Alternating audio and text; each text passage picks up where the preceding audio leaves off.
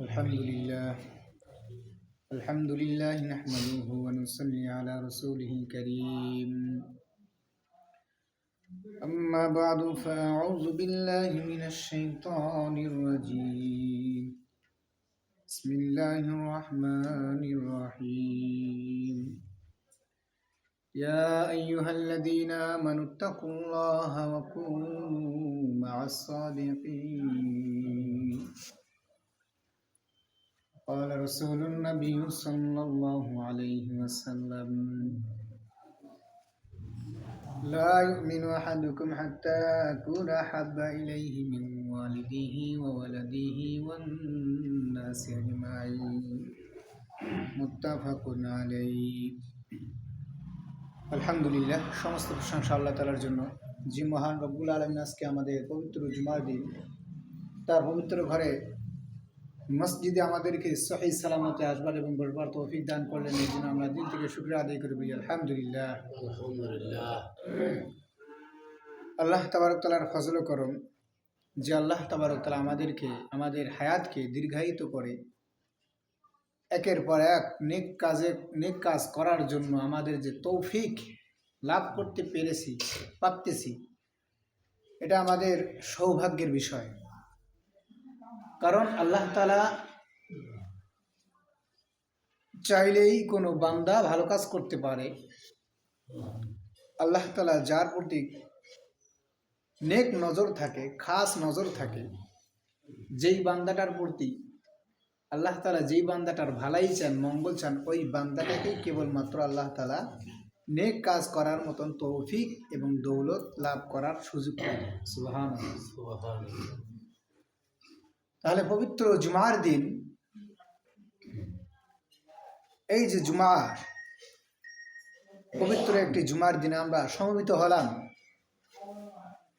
সুন্দর একটি দিন, পবিত্র একটি দিন, সমাগমের দিন, সমাবেশের দিন। জুমার শব্দের অর্থে হচ্ছে জামাত হওয়া, জমায়েত হওয়া, একত্রিত হওয়া। এটাই হলো জুমার দিনের মূল অর্থ।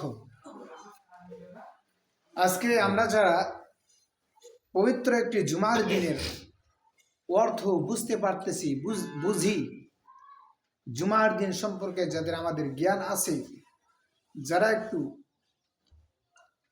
জুমার দিন পবিত্র একটি দিন হিসেবে আমরা কি করি, দিনকে প্রাধান্য দিয়ে থাকি, তারা আমরা সকলেই কি করি, আগে ভাগে কি করি, মসজিদের ভিতরে চলে আসার চেষ্টা করি। কিন্তু যারা আমরা বুঝি না যে আজকে পবিত্র জুমার দিন, জুমা মানে কি, জুমার দিন পবিত্র একটি দিন, এই দিনের কি মর্যাদা, এই দিনের কত দাম, দিনের কত ফজিলত। আজকে সারা দুনিয়ার মানুষ দিন থেকে অনেক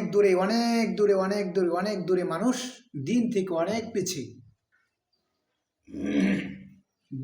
দিন থেকে অনেক দূরে থাকার কারণে, দিন থেকে অনেক দূরে পিছিয়ে যাওয়ার কারণে, দিন থেকে অনেক দূরে সরে যাওয়ার কারণে, দিন থেকে মানুষ অনেক দূরে ছিটকে যাওয়ার কারণে আজকে আমাদের মাঝে এত বালা বিপদ, আপদ বিপদ, বালা মুসিবত প্রত্যেকটা সময় এরকম চলে আসতেছে। আজকে যদি আমরা দিন নিয়ে যদি গবেষণা করতাম, দিন ইলাহি, আল্লাহর একমাত্র দিন, ধর্ম ইসলাম, আমাদের ইসলামকে নিয়ে যদি আমরা গবেষণা করতাম, ইসলামকে নিয়ে যদি আমরা চিন্তা করতাম, ইসলামকে নিয়ে যদি আমরা ইসলামকে সামনে রেখে ফলো করে যদি চলতাম, ইসলাম সামনে রেখে যদি আমরা আমাদের জীবন যাপন করতাম, তাহলে কিন্তু আমাদের এই সমাজে, আমাদের এই পরিবারে, আমাদের এই রাষ্ট্রে, আমাদের এই মহল্লায়, আমাদের এই জেলায় হোক না বিভাগে, যে কোনো সমস্যা আল্লাহ তাআলা বলেছেন কোরআনের মাধ্যমে সমস্যার সমাধান হলো আল কোরআন। কিন্তু আজকে আমরা কোরআন থেকে দূরে ছিটকে যাওয়ার